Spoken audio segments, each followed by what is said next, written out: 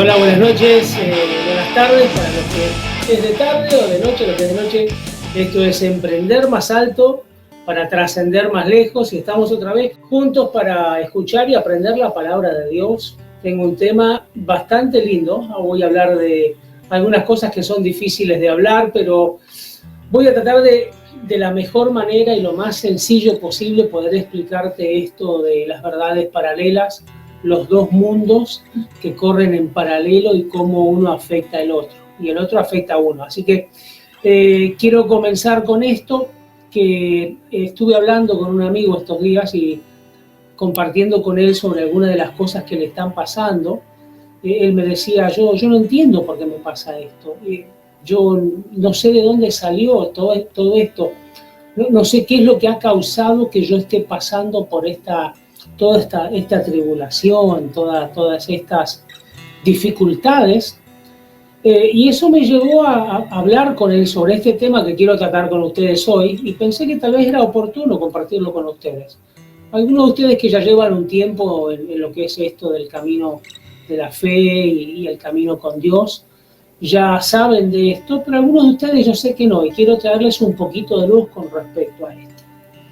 Tengo un amigo que se llama Roberto, él es ingeniero electrónico o electrónico, creo que es, y me dice que ha hecho muchos trabajos de electricidad, de automatización de hogares y todo eso.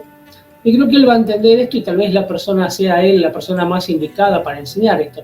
No lo tengo acá conmigo, pero entonces voy a tratar de explicarles yo.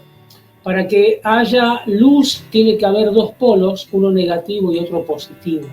Si estuviera el positivo solo no funciona, si estuviera el negativo solo no funciona, pero sí tiene que haber dos polos y para que haya conectividad tienen que estar estos dos polos.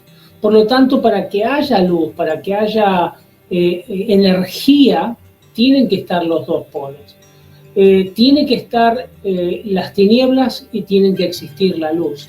Son dos mundos que funcionan en paralelo, los dos son reales, y tal vez lo que yo te enseñe hoy te va a ayudar a comprender muchas de esas cosas que te suelen pasar y que no sabes de dónde vienen, y cómo aparecieron y cómo se hicieron realidad, y todo eso viene de un mundo que es real, pero es el mundo que llamamos nosotros, y que el mismo apóstol Pablo, ahí en el libro de Efesios, lo llama el reino de la invisibilidad, lo invisible, lo que no se ve, no se percibe con los ojos naturales, pero sí se percibe con los ojos espirituales. Una vez enseñé de que así que somos cuerpo, alma y espíritu. Dios nos creó tripartitos. El alma es lo que somos como esencia, y nuestra alma para comunicarse con el mundo natural necesita el cuerpo, y nuestra alma para comunicarse con el mundo sobrenatural necesita el espíritu. Por lo tanto, el mundo espiritual es real. Es más, lo natural fue creado de lo espiritual. Por lo tanto, el mundo espiritual es anterior al mundo natural. Todo lo que nosotros hoy vemos y que tocamos y que palpamos fue hecho de lo sobrenatural, fue hecho de lo espiritual. Por lo tanto, nosotros como vivimos en una dimensión natural, mucha gente solamente cree en lo que puede tocar y palpar. Pero hoy quiero decirte que la palabra de Dios es muy clara y como te dije antes que nuestro manual de vida está puesto ahí para enseñarnos, para advertirnos, ¿no? Yo a veces veo los cables de los electrodomésticos acá en Estados Unidos y tienen pegado un cartelito, por ejemplo, si es una tostadora, que el cartelito dice no poner la tostadora enchufada debajo del agua.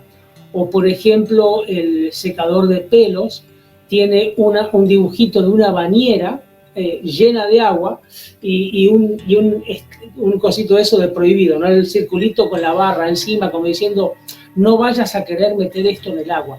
Y eso es una advertencia que pone el fabricante, porque se ve que hay gente que se baña y mientras se está bañando, yo no sé cómo hacen, ¿no? Pero por ahí se están bañando o están tomando un baño de inmersión en la bañadera y dicen, ya que estoy de paso me voy a secar el pelo, algo muy peligroso para hacer. Gente que por ahí no piensa en esas cosas, pero justamente el fabricante lo pone porque se ve que alguien lo hizo. Nuestro fabricante también pone cosas en la palabra de Dios que son esas advertencias. No hagas esto porque esta es la consecuencia, o si pasa esto, esto es lo que tenés que hacer. Y el manual de vida, las Sagradas Escrituras, es eso, simplemente un manual de vida que viene a enseñarnos a cómo tener una vida de éxito en esta vida y en la próxima, pero también hay muchas advertencias y también nos hace ver cosas que por ahí no sabemos que existen. Por ejemplo, no sabés cómo hacer de que los videos de Facebook, cuando vos comenzás a transmitir, generen una notificación a todos los que están conectados o todos los que están conectados en el grupo. ¿Y qué tenés que hacer? Ir a Google y decís, ¿cómo hago para poner notificaciones? Y entonces Google viene a ser una especie de manual también, porque te enseña, ¿no? Busca dónde está la información y te la da. Así es las Sagradas Escrituras. Y así también es el Espíritu Santo, ¿no? Yo digo que el Espíritu Santo viene a ser como Google, ¿no? Porque te dice dónde pueden estar las cosas perdidas. Un ejemplo es que esta mañana mi esposa salió. ¿Fuiste a pasear el perro o qué? Sí, llegué a pasear el perro. Llegó a pasear el perro esta mañana y cuando vuelve al rato dice, yo tenía $40, ¿no los viste? No los vi, los buscó por todas partes y se puso a orar y le pidió al Espíritu Santo, al Google espiritual, ¿no? a nuestro Google, Espíritu Santo, ¿dónde es que lo dejé? Y ella sintió una impresión de recorrer toda la trayectoria, todo el recorrido de donde estuvo con el perro y efectivamente se le había caído el dinero en ese recorrido. Para eso tenemos el Espíritu Santo y todos estos elementos que hoy te estoy hablando vienen a tener su lugar en esto que te quiero enseñar. Vamos a hablar hoy sobre las verdades paralelas, el reino de la luz, el reino de las tinieblas y cómo el apóstol Pablo, entendido en esto, nos enseña de cómo nosotros podemos vencer, podemos tener éxito, podemos salir adelante en medio de esto que parece que no entendemos, y no porque no lo entendamos no signifique que no sea real. Yo no entiendo cómo funciona la luz, la tecla de la luz, yo no sé cómo funciona, yo la cosa que aprieto y se va para un lado y hay luz, y se va para el otro y se apaga. No entiendo cómo funciona, pero que yo no entienda no significa que no funcione, o que yo no entienda no significa que no sea real. Entonces hoy quiero hablarte un poquito de esto y espero que estés atento. Vamos a leer un solo pasaje de las Sagradas Escrituras, tal vez dos, pero me quiero enfocar en uno que es el más conocido, que es el capítulo 6 de Efesios, y quiero compartirlo con vos. Acá lo tengo, capítulo 6 del libro de Efesios, versículo 10 en adelante, ¿sí? El versículo 10 dice, y estoy leyendo de la Biblia, Palabra de Dios para Todos, que dice, finalmente, confíen en el gran poder del Señor para fortalecerse. O sea, dice Pablo en la otra versión, la Reina Valera, fortalezcanse en el Señor y en el poder de su fuerza.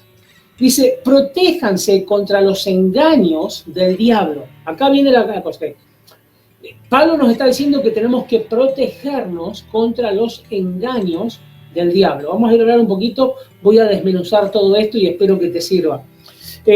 Dice, protéjanse contra los engaños del diablo con toda la armadura que les da Dios. Nuestra lucha no es contra seres humanos. O sea, tu problema no es tu suegra, campeón. ¿Okay? Tu problema no es tu jefe, tu problema no es esa persona que te joroba la vida, tu problema no es el tipo que te hace bullying, ese no es el problema. Dice, nuestra lucha no es contra seres humanos, sino contra gobernantes, contra autoridades, contra poderes de este mundo oscuro y contra fuerzas espirituales malignas del cielo. Por esa razón, vístanse con toda la armadura de Dios, así podrán soportar con firmeza cuando llegue el día del ataque de Satanás. O sea, viene un día, campeón, donde viene un ataque de Satanás, ¿ok? Y dice, y después de haber luchado mucho, todavía podrán resistir. Porque el diablo a veces viene y te ataca y se va, pero a veces te ataca una vez y vuelve mañana y te ataca después a la tarde, y después te atacó de vuelta a la noche, y después en el medio de la noche te volvió a atacar. Entonces uno tiene que estar siempre preparado para resistir al diablo y a sus obras de maldad, pero tener que estar en una resistencia constante. Entonces acá viene la admonición, viene el consejo del apóstol Pablo en la palabra de Dios. Dice, entonces, versículo 16, manténganse firmes, versículo 14, entonces manténganse firmes, pónganse el cinturón de la verdad y protéjanse con la coraza de la justicia. Prepárense poniéndose el calzado de anunciar las buenas noticias de la paz, pero por sobre todo, tomen el escudo de la fe para detener las flechas encendidas del maligno, ¿no? Esos que te tiran, los pensamientos de derrota, de fracaso, las palabras que te dicen de ofensa a la gente. Y dice, utilicen la salvación como casco protector. Tomen la espada del Espíritu, que es la palabra de Dios, y oren y pidan siempre con la ayuda del Espíritu Santo. Manténganse alerta y no dejen de orar por todo el pueblo santo. Y después Pablo sigue hablando, y ya que están orando, oren por mí también, que estoy también en la lucha con ustedes. Así que acá hay varias cositas que yo quiero tratar, hay 3 cosas en particular. Quiero hablar un poco de qué son estos rangos que describe Pablo con respecto a lo que son las fuerzas de las tinieblas. Y después quiero hablar de las estrategias para no perder en la batalla espiritual, y después las cosas que nos tenemos que vestir. Así que, aunque parece largo, no lo es, pero quiero hablar de estas cosas. Número 1, el apóstol Pablo nos dice que nuestra lucha no es contra carne y sangre, sino contra estas entes espirituales, que en realidad son aquellos ángeles caídos. Acuérdense, principio de la historia, era un solo reino. Satanás, Lucifer, el sol de la mañana, se rebeló contra Dios, quiso sacarlo a Dios del trono, pensó que conociendo los planes de Dios, él no necesitaba a Dios. Y entonces lo que hizo fue, se rebeló contra Dios, y él pudo persuadir o seducir a 1/3 de todos los ángeles que había para que lo sigan. Estos, cuando fueron echados de la presencia de Dios, fueron condenados, no solamente Satanás, sino todos los ángeles que con él se rebelaron, y de ser completamente santos y puros y buenos y amables, se convirtieron en porquería, en diabólico, en acusadores, o sea, todo lo malo, porque dijeron, no podemos quedarnos con tintas medias, o somos buenos o somos todo lo contrario. Y eso fue lo que pasó. Entonces, lo que hizo Satanás, que no es omnisciente como Dios, ni omnipresente, ni todopoderoso, sino que tuvo una estrategia de organizar todas sus fuerzas de tal manera de que él pueda cubrir todas las áreas que a él le parecen importantes con sus secuaces. Entonces acá lo que hace Pablo es dividir y poner los rangos. Entonces habla de nuestra lucha no es contra carne y sangre, sino que habla y dice, es contra los gobernadores, hay gobernantes. ¿Quiénes son los gobernantes? Sí, es Satanás y todos los ángeles principales.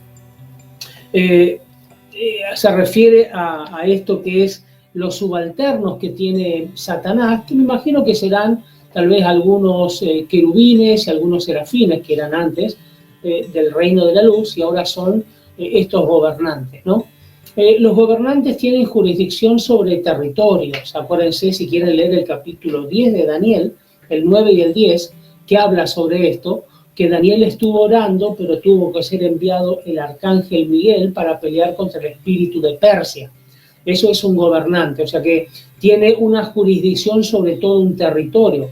El espíritu de Persia no era sobre una ciudad, era sobre el imperio medo-persa. Estamos hablando de un territorio bastante grande y vasto.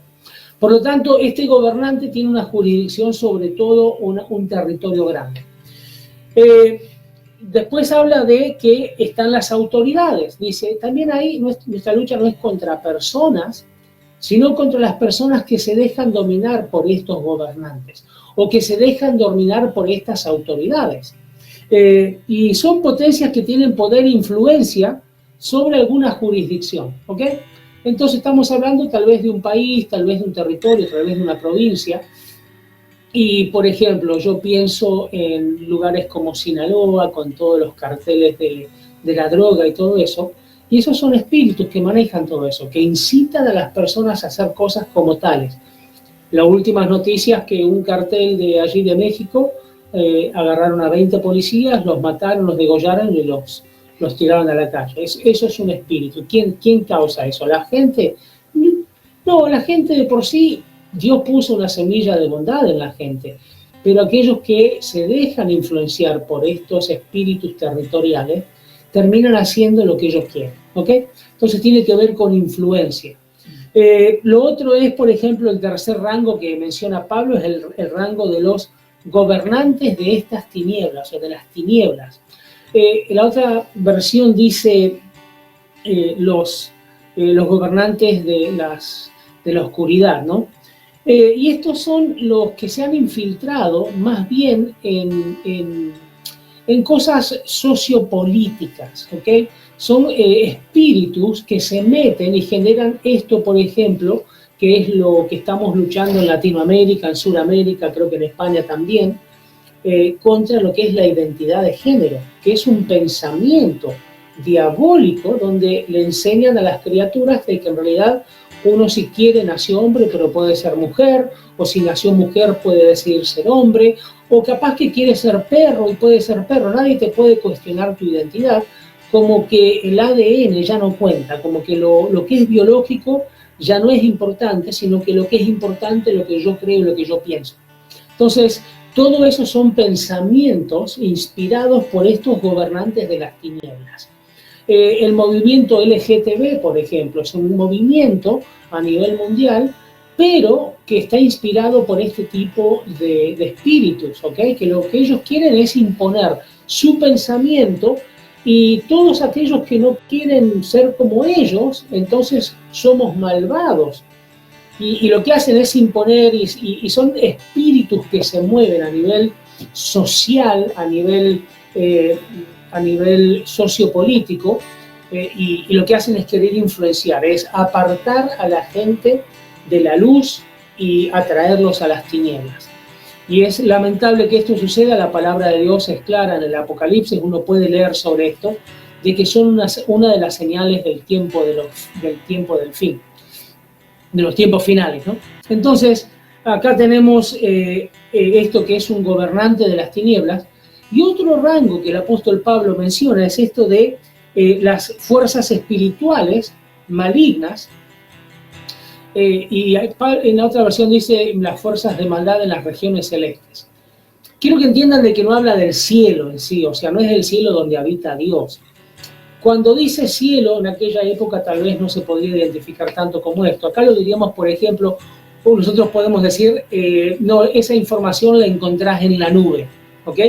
La nube significa, está en algún lugar que yo no sé, pero la vas a encontrar porque está. La nube significa internet, ¿ok? Y eso puede estar alojado en algún servidor de algún lugar del planeta, y hoy en día la internet o el buscador lo puede ir y buscar esa información y te la trae a la pantalla de tu computadora. Entonces, en aquel momento Pablo decía, estos son espíritus malignos, pero que se mueven en las regiones celestes. ¿Cuál es la región celeste? La región celeste es la región espiritual. Es el lugar donde confluye lo natural con lo sobrenatural, que es el mundo espiritual, ¿ok? Pero que es real, se puede volver tangible, pero en realidad tiene influencia espiritual. Esto es, para que entiendas, es el lugar donde desarrollas tu espiritualidad, cuando comenzás a leer la palabra, cuando comenzás a orar, cuando empezás a buscar a Dios. Cuando Dios comienza a revelarse a tu vida, empiezan a mezclarse este mundo natural, porque vos estás recibiendo una revelación de Dios y la estás comprendiendo mentalmente, que eso es natural, pero eso viene inspirado de lo sobrenatural. En esta región sobrenatural o espiritual, donde también está el Espíritu Santo, ahí se manifiesta una batalla muy fuerte entre las tinieblas y la luz, y a ver qué es lo que te logra influenciar. Porque este es un tema que no se enseña mucho, pero es necesario enseñarlo. ¿Por qué? Porque es real. Y hay una influencia del mundo de las tinieblas, de que en realidad hay cosas que te suceden y no sabes de dónde vienen. Hay cosas que te pasan y no sabes de dónde surgen. Hay cosas que se comienzan a manifestar en tu vida y te preguntás, pero ¿de dónde salió esto? Y no entendemos que en realidad todo eso viene de todo esto que te estuve explicando, viene de una forma en que el mundo se viene moviendo con las tinieblas para ejercer una influencia de una moda o de un paradigma sobre tu vida. Tiene que ver con esto de estos demonios, estos ángeles caídos que se mueven en un ambiente de tu espiritualidad. Y a pesar de que pensamos de que las tinieblas vencen lo que son más, acordate, dice la palabra de Dios que 1/3 se fue con él, o sea, 2/3 están con nosotros, ¿ok? Así que esa es la buena noticia. Primero, el que lo venció a Satanás y le quitó toda la autoridad que tenía por mucho tiempo, Jesús, el que no lo pudo vencer ni con la muerte ni la destrucción, fue Jesús. Él está con nosotros. Los ángeles poderosos del Señor están con nosotros. 2/3 de esas fuerzas están con nosotros. Por lo tanto, no es para tener miedo, pero sí para ser cautelosos y entender cómo podemos enfrentarnos a esto. Porque el apóstol Pablo nos dice, el diablo va a usar intriga, va a usar engaño. Fíjate, ¿cómo podemos nosotros pelear en contra de los engaños de Satanás? Él, dice la palabra de Dios, es el padre de la mentira. Por lo tanto, todo lo que hace y todo con lo que te acusa es exactamente, lo dijiste, decirlo, mentira, porque él es el padre de la mentira. Por lo tanto, el apóstol Pablo no solamente nos dice, miren, este es el problema, hay un mundo real paralelo que es el mundo de las tinieblas, es real, hay un mundo de la luz, pero también hay una manera de que nosotros podamos desde el mundo y desde el reino de la luz afectar o hacer retroceder ese mundo de las tinieblas que quiere venir a avasallarnos, quiere robarnos la paz, quiere robarnos las finanzas, nos quiere robar el matrimonio, nos quiere robar la familia, nos quiere robar los hijos. Eso es lo que viene a hacer.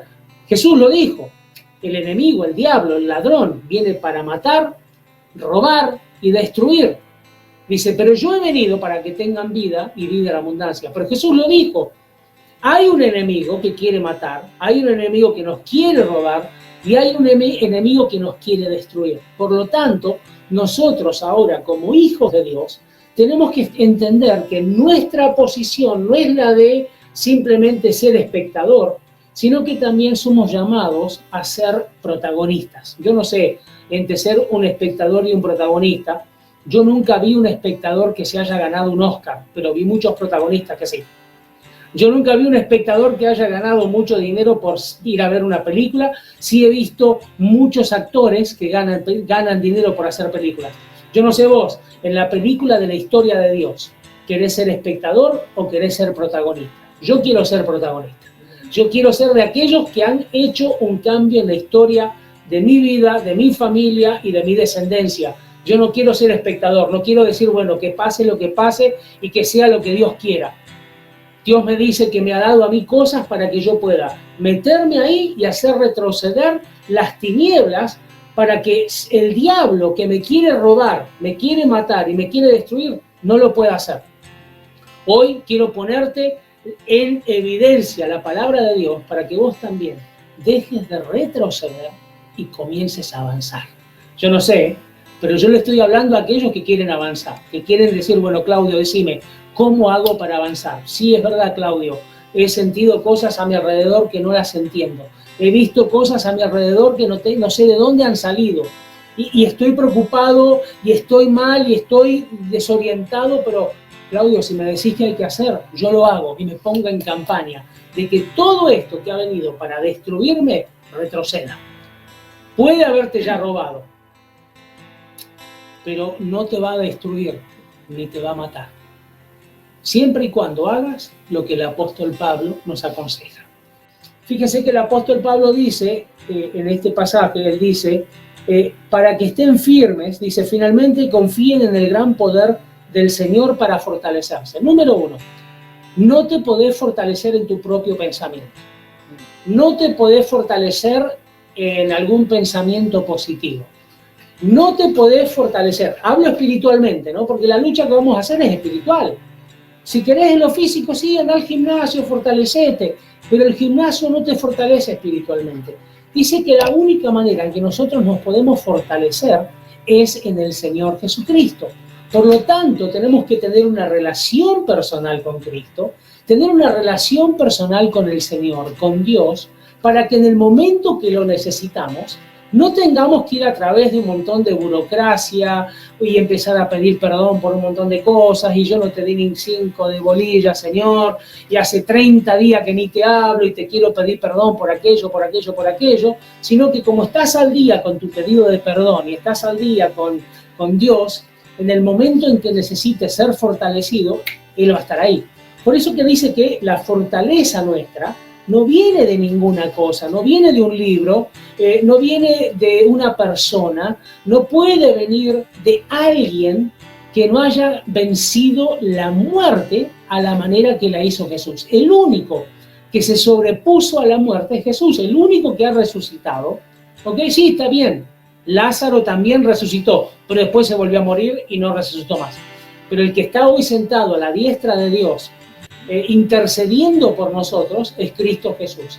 Y Él tiene todo poder en el cielo, en la tierra y debajo de la tierra.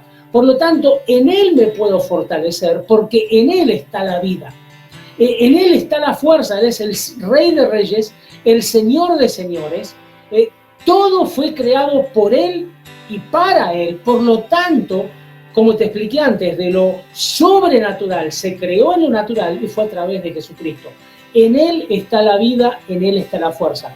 ¿De dónde te vas a fortalecer? De la única manera. Podés buscar en otros lugares, podés buscar en alguna otra religión, podés buscar en alguna imagen, pero nunca te vas a sentir tan fortalecido y tan lleno de vida como cuando Cristo, como cuando Jesús te pone esa fortaleza interior.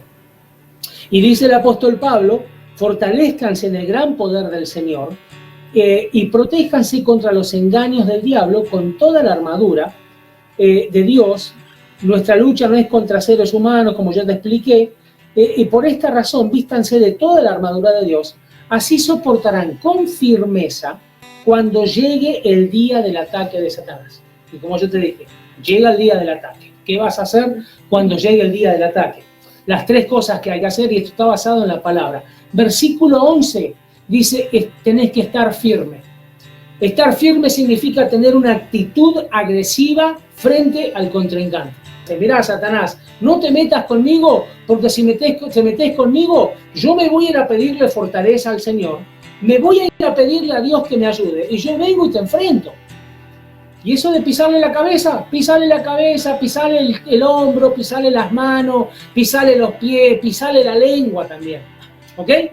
Porque el tema es estar firme. Estar firme es involucrarse. Significa asumir una actitud agresiva. O sea, señores, cuando ustedes, y vamos a ver el final, que todo esto está hecho ¿para qué? Para que cuando nosotros nos pongamos a orar, lo hagamos, dice la palabra de Dios, con firmeza. O sea, si uno le va a hablar al diablo, en el nombre de Jesús, diablo malo, chúgale. Ay, malo, no. Ay, vete de aquí, por favor. No. A ver, si a usted se le mete un cerdo todo cochino, lleno de porquería, que estuvo ahí en el chiquero, en todo el estiércol y la basura, y se le mete en la sala de su casa. ¿Usted qué hace? A ver, señor Chanchito, por favor, cochinito, ¿usted sería tan amable de retirarse? No creo. Usted va a agarrar un palo de escoba, va a abrir la puerta y le va a palazos meterle a ese cerdo para que salga de la casa. Eso es tomar una actitud agresiva en contra del contrincante. Cuando el diablo quiere entrar en nuestra vida, él es un cerdo inmundo que lo único que viene a hacer es a podrir, Él viene a hacer que nuestras cosas tengan mal olor, viene a ensuciar nuestras vidas, viene a molestarnos. Él nunca va a poder bendecir, porque eso sería contrario a su propia naturaleza. Por lo tanto, uno tiene que estar firme. Versículo 11. Versículo 12 dice, tenemos que luchar. Y esta lucha equivale a involucrarse en un combate frontal y personal. ¿Qué significa esto, señores? Mis queridos amigos, es que cuando nosotros en nuestra oración tenemos que involucrarnos de manera frontal, nosotros tomar autoridad. Voy a hablar de esto ahora, porque el apóstol Pablo no solamente nos dice cuál es la estrategia, sino que nos da las herramientas, que ya no es que el apóstol Pablo nos las haya dado, ya nos las dio Cristo Jesús. El día que nosotros aceptamos a Cristo en nuestro corazón, le abrimos nuestro corazón y le permitimos que sea parte de nuestra vida y comenzamos a dejar que Él comience a ser aún parte de nuestras decisiones y comenzamos a vivir una vida conforme a lo que a Él le agrada, inmediatamente todas estas herramientas nos fueron entregadas. ¿Ok? Entonces, el apóstol Pablo lo único que hace es describirlas para que nosotros podamos entender aquello que es espiritual de manera natural, porque nosotros nos movemos en una dimensión natural y necesitamos entender lo que funciona en el mundo espiritual. Así que lo segundo que nos dice el apóstol Pablo es que tenemos que luchar. Esto significa que nosotros tenemos que involucrarnos personalmente y frontalmente. Frontalmente me refiero a que tengo que pararme y mirar la situación y tengo que hablarle a la situación, porque la situación, a pesar de que sea una situación que no es física, que no tiene oídos, lo que genera esa situación viene de las tinieblas. Esa es una operación de demonios, una operación de las tinieblas, movidas por todo esto que hablamos de estos 4 rangos, ¿ok? Ellos sí tienen oídos y ellos escuchan y ellos tienen que retroceder cuando nosotros le hablamos a la situación y le decimos a la situación: espíritu de miseria y de pobreza, te ordeno que retrocedas, ¿ok? Cuando el soldado va a la batalla, tiene que salir a pelear, puede tener toda la armadura, pero si no sale a pelear de nada le sirve. Por lo tanto, lo que vamos a hacer es eso, es luchar. Número 3, dice el versículo 13, tenemos que resistir, para que cuando venga el día malo podamos resistir en el día malo, y eso significa mantenerse de pie aún después de haber peleado la batalla. Significa nosotros habernos quedado en una posición de estrategia militar, de ofensiva, aunque hayamos ganado. ¿Qué significa? Que nosotros, aunque hayamos hecho retroceder las tinieblas, no significa que nos vamos a relajar, sino que tenemos que seguir ahí en pie de guerra, atentos, porque Él se va a reagrupar, va a pensar otra estrategia y va a tratar de volver, porque lo único que quiere el enemigo, lo único que quieren las tinieblas es matar, robar y destruir. Fue lo que dijo Jesús. El apóstol Pablo nos dice que tenemos que vestirnos. ¿Vestirnos de qué? Del poder. ¿Para qué? Para que podamos hacer esto a través de la oración, que es el último punto. Y entonces lo primero que nos dice Pablo es: vístanse de justicia, de verdad y de justicia, ¿ok? Que nos pongamos la coraza de justicia, ¿ok? Y la verdad. Y yo me puse a pensar, ¿qué es la verdad? Bueno, la verdad es aquello que es íntegro, aquello que es real. La verdad es la palabra de Dios, ¿sí? La verdad es aquello que tiene que ver con lo que es absoluto y verdadero. ¿Qué es lo que es absoluto y verdadero? La palabra de Dios. Porque Jesús lo dijo allí el profeta: el cielo y la tierra pasa, lo que no va a pasar es la palabra de Dios. ¿Qué significa? Y también lo dice ahí el profeta Isaías: la palabra que Dios envía no vuelve vacía. ¿Qué significa? Va y hace lo que tiene que hacer y no vuelve sin haber ejecutado. Por lo tanto, nosotros nos tenemos que ceñir, nos tenemos que abrazar de la verdad, nos tenemos que rodear como un cinturón de la verdad que sea la palabra de Dios. Creo que en las últimas enseñanzas estuve hablando de esto, de la importancia de conocer y aprender la palabra de Dios. Figúrate que la palabra de Dios hay unas 20 y pico de mil promesas. ¿Cuántas de esas conoces? ¿Cómo podés reclamarle a Dios lo que no sabes? Por eso, leer la palabra de Dios, escudriñar la palabra de Dios, estudiarla, tomar un pasaje de las Sagradas Escrituras.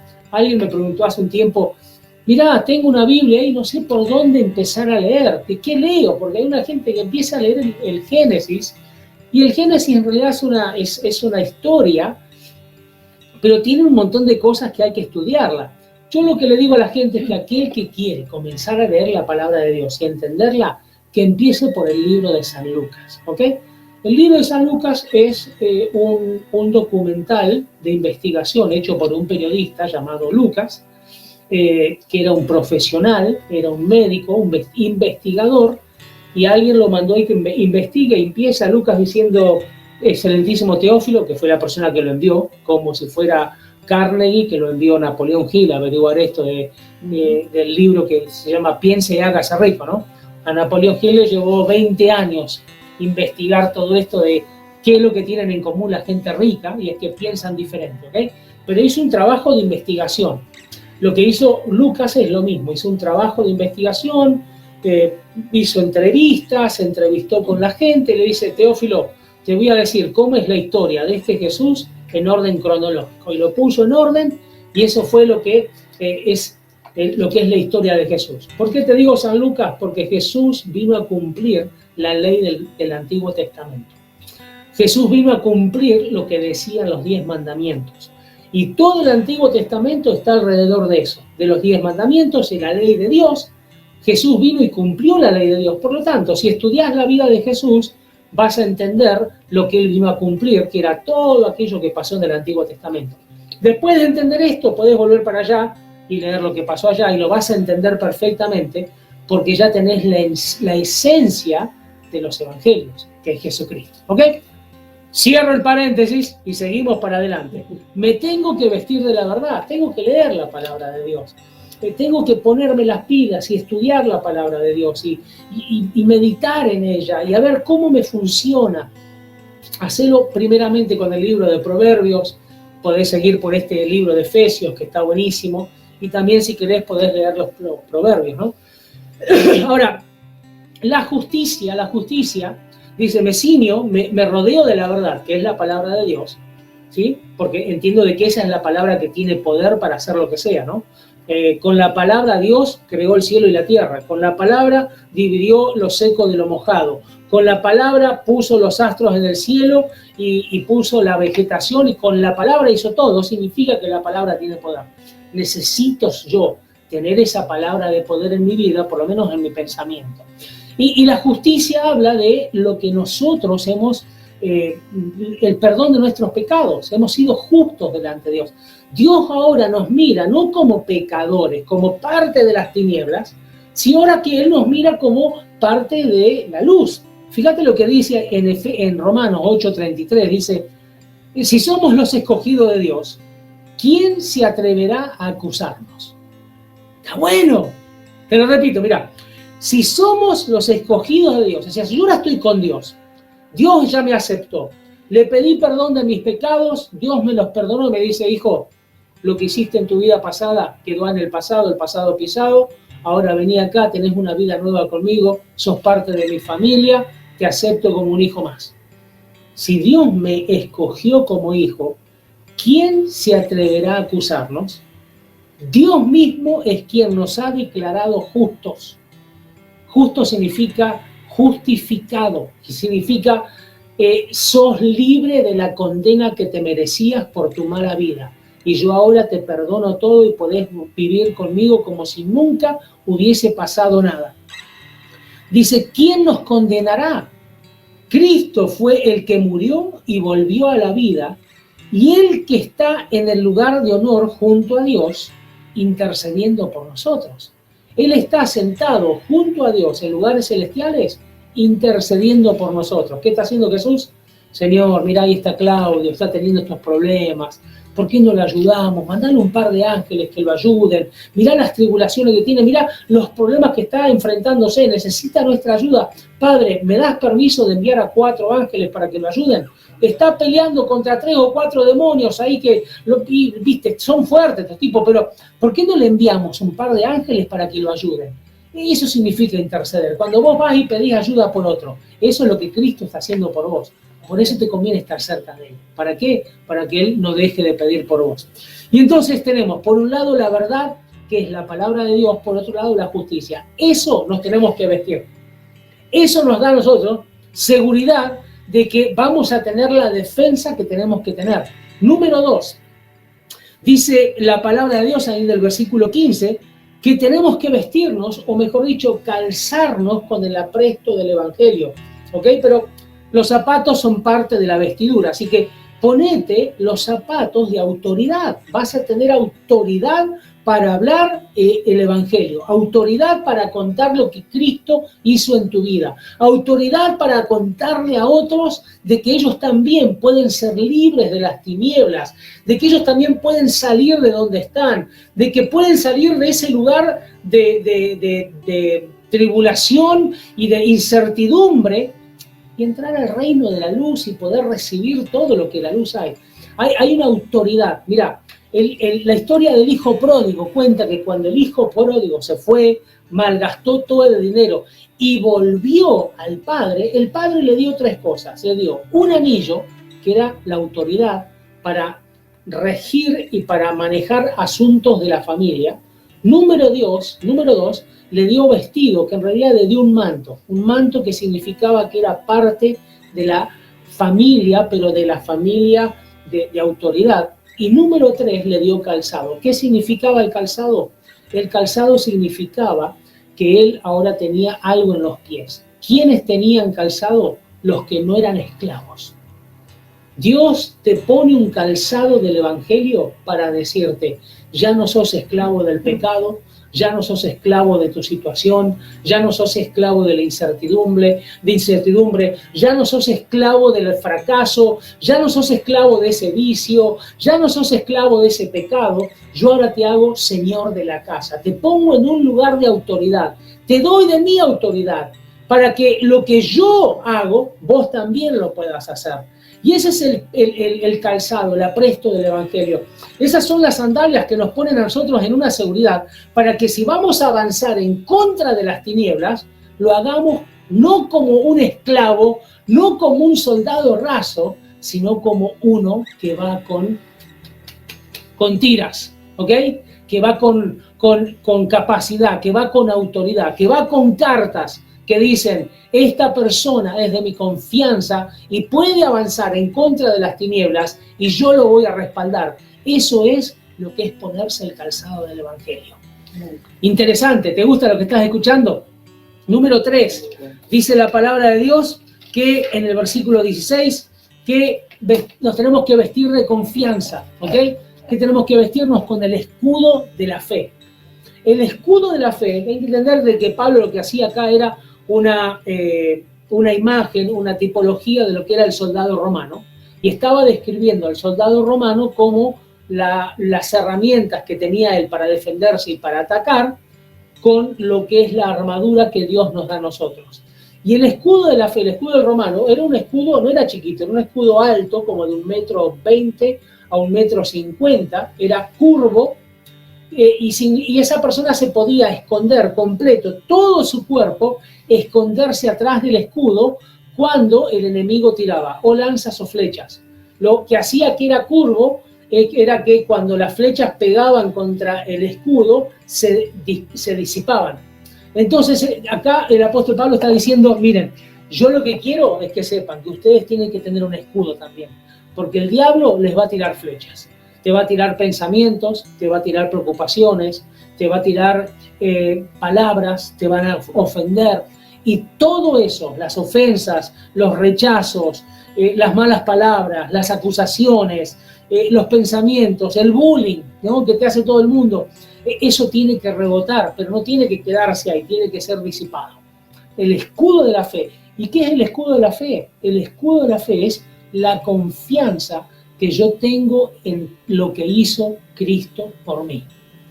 Yo era pecador, pero en su amor Dios envió a Jesucristo, porque de tal manera amó Dios al mundo que dio a su Hijo unigénito para que todo aquel que en él cree no se pierda, mas tenga vida eterna. Y yo creí en Jesús, y creí en el regalo de Dios, y creí en lo que Jesús hizo en la cruz del Calvario por mí, que Él murió en mi lugar, y Él tomó mi lugar en la cruz, y Él pagó por mi pecado, y yo acepté a eso.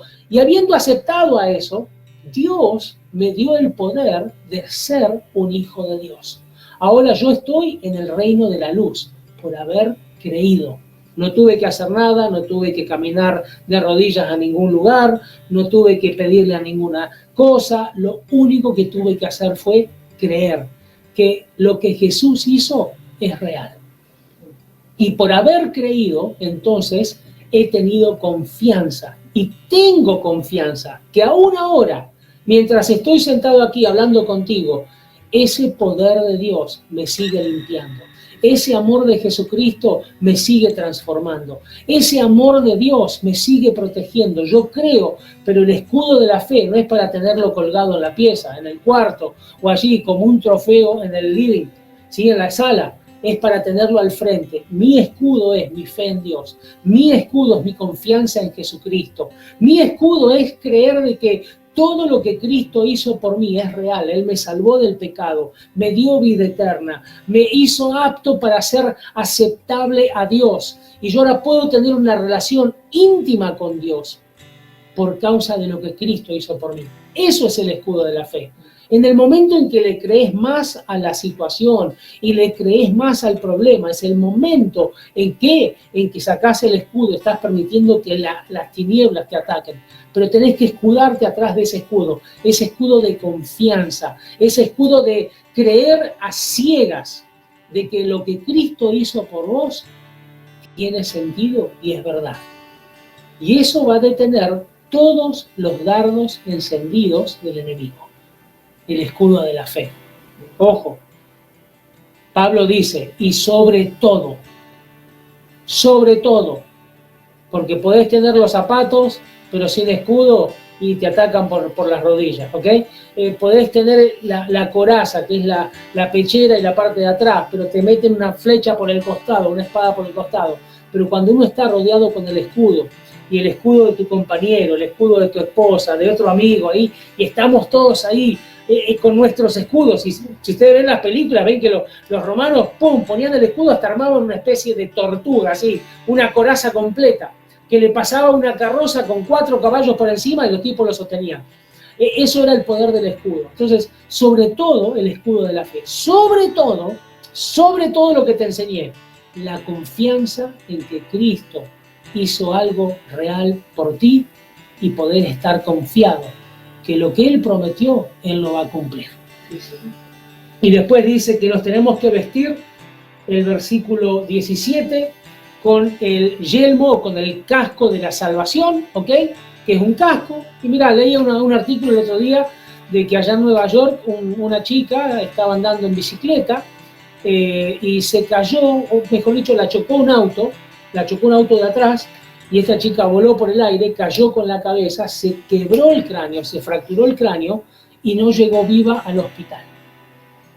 Y el mismo periodista dice, sin embargo, en Arizona hubo un caso similar con una chica mucho más chiquita, pero porque llevaba el casco puesto, ella también fue embestida por atrás por un auto, un carro, y aunque voló por el aire, y aunque el auto le pasó el brazo por encima, la rueda por el brazo, lo único que tuvieron que arreglarle fue el brazo, porque el casco le protegió la vida. Obvio. Si el Pablo te dice, ponete el casco de la salvación, obvio que si vos querés tener vida y en abundancia, campeón, la salvación no te queda otra, es meterte con Dios y aceptar la salvación que Él te ofrece. Él te ofrece una salvación. Él dice, yo condeno a todo aquel que rechace a mi hijo, pero el que acepta a mi hijo, me acepta a mí. Señores, háganse amigos de Jesús. Acérquense a Dios mientras puede ser encontrado. Búsquenlo mientras pueda ser hallado. Acérquense a Dios, acérquense a su amor. Y la única manera de acercarse a Dios, Jesús lo dijo, yo soy el camino, la verdad y la vida. Nadie viene al Padre si no es por mí. Te acercás a Jesús y te acercás a Dios. Aceptás a Jesús y aceptás la salvación de Dios. Eso es el casco de la salvación. Y también dice que tenés que agarrar la espada del Espíritu. Hasta ahora, todo lo que hemos hablado es defensa, ¿ok? El escudo en una mano, el casco de salvación, la pechera, la coraza, los muslos bien ceñidos con la verdad, todo cubierto de cuero, toda la parte aquí de los órganos internos adelante, el apresto del evangelio, los calzados para con autoridad, pero llega un momento que, macho, no podés resistir las tinieblas si no estás atacando. Y dice que vas a tomar la espada del Espíritu Santo, que es la palabra de Dios. ¿Por qué te insisto en que te metas con la palabra de Dios? Porque lo que hace que el diablo retroceda, la manera de resistir al enemigo, la manera de resistir las tinieblas, es con la palabra de Dios. ¿Quién nos dio ese ejemplo? Jesús. Cuando Jesús fue llevado por el Espíritu Santo al desierto, después de que fue bautizado, capítulo 4 de San Lucas, o de San Juan, bueno, de alguno de los dos, fue enviado por el Espíritu Santo al desierto y dice que ahí fue probado. Dice que vino Satanás y lo tentó 3 veces. ¿Tenés hambre? ¿Por qué no convertís las piedras en pan? Si dentro de poco vas a convertir agua en vino, no vas a poder convertir las piedras en pan. Yo lo sé a eso. Y Jesús le dijo, no, mirá, escrito está. No solo de pan vivirá el hombre, sino de toda palabra que sale de la boca de Dios. ¿Qué hizo Jesús? Jesús resistió al diablo con la palabra de su papá. No podrás resistir al diablo con tu propia palabra. Está bien que resistas al diablo, pero tenés que al diablo decirle un versículo bíblico, porque lo que él no puede soportar es la palabra de Dios. A nosotros nos podrá un poquito, a Jesús lo que hizo y lo tuvo 3 días ahí, Jesús resucitó, ¿ok? Pero al que no lo puede es a Dios, y al que no puede resistir, al que no puede enfrentarse es a Dios. Entonces, con la palabra de quién vamos a ir a hablar con el tipo, con el desgraciado este, con la palabra de Dios. Entonces Jesús dijo, escrito está. Lucas 4, gracias. Escrito está. Y le dijo, hey, escrito está. Jesús, con la palabra de Dios, resistió al diablo y lo hizo huir de delante de él. 3 veces vino, acuérdense, con Jesús, con Jesús. Esa es la que nos cuenta la Biblia. Habrá venido otras veces más, pero que nos cuenta la Biblia, 3 veces vino. O sea que si contigo vino una vez y esperá otras 300, me parece, ¿ok? Porque si con Jesús 3, imagínate con nosotros. Pero el apóstol Pablo nos está diciendo, señores, acá está la manera de cómo podemos resistir. Cabeza, coraza, escudo, calzado, ceñido los lomos con la verdad, con la coraza de justicia. Todo eso es lo que nos va a ayudar a resistir, ¿ok? Pero cuando tengamos que ir a enfrentar y hacer retroceder las tinieblas, ahí es cuando viene la espada del Espíritu. Y fíjense que dice la espada del Espíritu, del Espíritu Santo, ¿sí? Ahí en el capítulo 1, versículo 20 de San Judas, es el libro, el último libro antes de Apocalipsis, ¿ok? Tiene un solo capítulo. Dice ahí Judas, cuando le escribe a la iglesia, le dice, aprendan a orar en el poder y en la fuerza del Espíritu Santo. O sea, tenemos que aprender a orar en el poder y en la fuerza, porque fíjense que el apóstol Pablo, en ese versículo 18, dice, tomen la espada del Espíritu, que es la palabra de Dios, o sea, tomen la espada del Espíritu, que es la palabra de Dios. Tenés que tomarla, tenés que tenerla. Tenés que tener tu teléfono siempre prendido en la Biblia por las dudas, ¿ok? Tenés que tener un versículo, una Biblia de bolsillo, ¿viste? Esa de los Gedeones, ponela por todas partes, ¿ok? Y entonces dice, tomen la espada del Espíritu, que es la palabra de Dios, y oren y pidan siempre con la ayuda del Espíritu. ¿Con la ayuda de quién tenemos que orar? Dice Pablo, con la ayuda tenemos que orar. Miren, nuestra tarea es la oración. Para poder tener una oración efectiva, nos tenemos que poner la armadura. Porque la oración efectiva no es contra carne ni sangre, sino contra estas huestes espirituales de maldad. Esa es nuestra verdadera lucha. Cuando nos ponemos toda la armadura, yo confío en Dios, ese es mi escudo. Yo estoy con autoridad en el calzado. Dios me dio calzado para que yo tenga autoridad. Tengo la verdad, tengo la justicia, mis pecados han sido perdonados. Ese desgraciado del diablo no me puede acusar de nada porque mi nombre está escrito en el libro de la vida y la sangre preciosa de Jesús ha cubierto mis pecados. Él puede venir en contra mío, pero no es en contra de mí que viene en contra de quien yo represento. Entonces, cuando uno tiene esa seguridad, entonces puede tomar la espada del Espíritu. Pero el apóstol Pablo dice, oren siempre pidiendo, y otra versión dice, pidan y también hagan rogativas. Son dos tipos de oraciones. Una es donde yo pido, Señor, mira, por favor, necesito esto, lo otro. Rogar significa arrodillarse y casi que llorar. No sé cómo ustedes ruegan, pero una persona que está rogando, tiene una pistola en la cabeza y el ladrón lo quiere matar, no está diciendo, mire, Señor, yo le pido, por favor, usted sería tan amable de no jalar el gatillo, porque acá va a ser un desastre esto, imagínese. Uno cuando tiene que rogar por su vida no hace eso. ¿Cómo hace? Se tira al piso, por favor, llora. A veces hay oraciones que tienen que ser así con Dios, para que Dios vea que realmente nosotros lo miramos a Él como la única fuente de nuestra solución. El único lugar donde viene mi socorro viene de mi Dios que reina en los cielos. Y entonces nosotros ahora tenemos esto que es la oración. ¿La oración qué es? La oración es la manera en que nosotros utilizamos. Yo lo voy a poner de esta manera. La oración es yo dirigiéndome a Dios y diciéndole a las tinieblas lo que tienen que hacer. Es como el policía que está parado en una intersección y a esto le dice frenen y a los otros le dicen avance. Ese es un tipo que tiene autoridad. Él está haciendo algo que dice, ustedes no, tranquilos ahí, pasen por acá. La autoridad de él le permite hacer eso.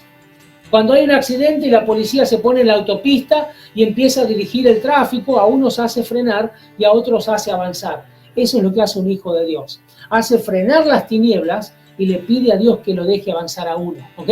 Entonces yo estoy poniendo eso y en mi oración cuando hablo con Dios es tomar la autoridad, es decir, Señor, en el nombre de Jesús, yo cubierto mi familia y todo con tu sangre preciosa, yo vengo en contra de Satanás. Y como dijo Joel, claro, le hablas a la situación.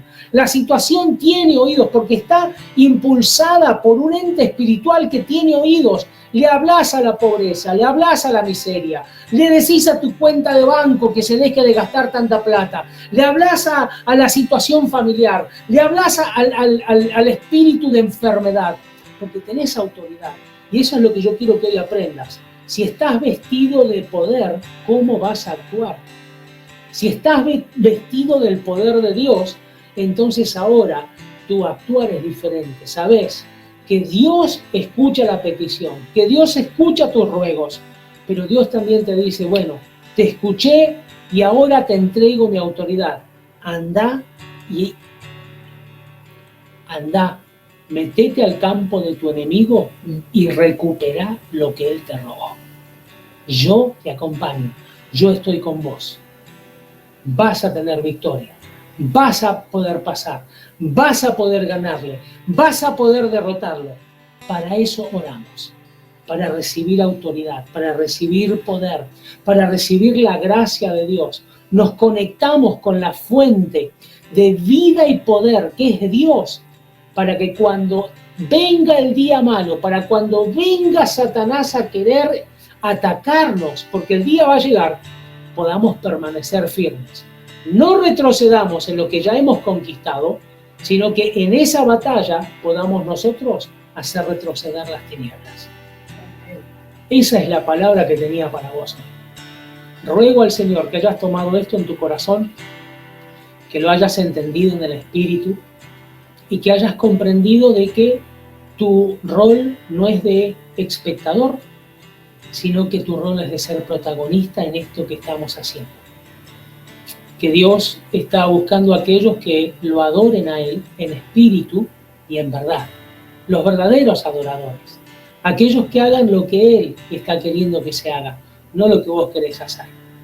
Mientras te mantengas al margen, vas a recibir las migajas que caen de la mesa.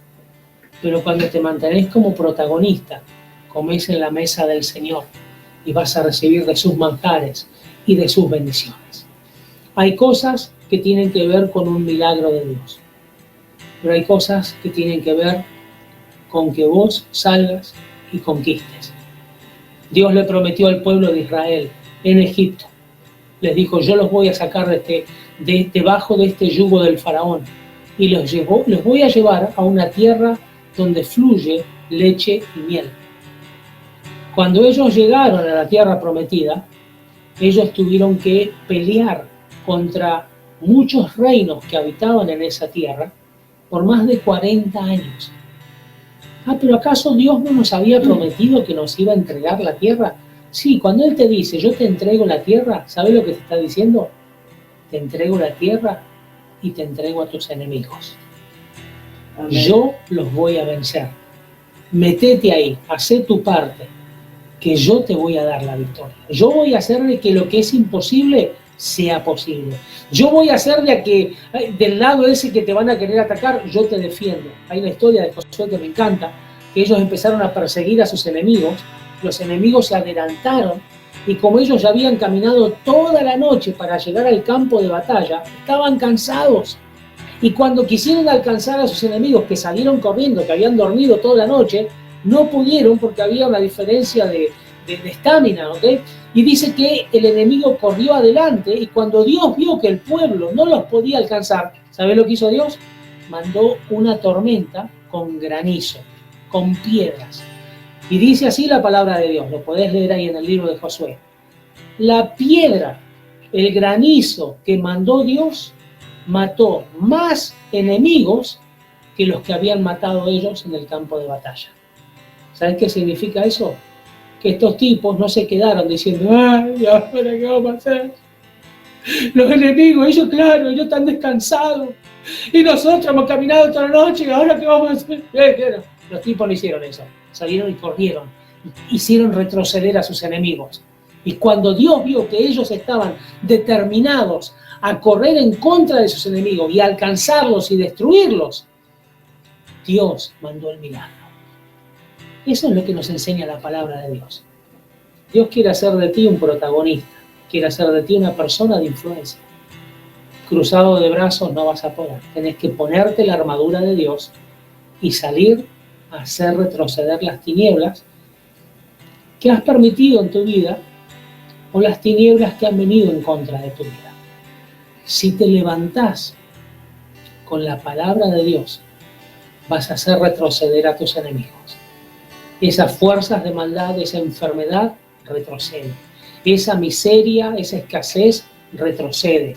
Ese espíritu de que viene quebrando tus matrimonios y no podés salir adelante emocional y una relación romántica con una persona y querés rehacer tu vida o querés volver a tener esa familia que tanto anhelás, el enemigo, el diablo no quiere, pero si vos te parás y peleás por lo tuyo, vas a ser victorioso, Dios te va a dar la victoria.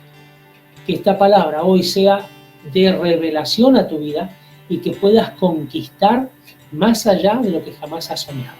Padre Celestial, tu palabra ha sido clara.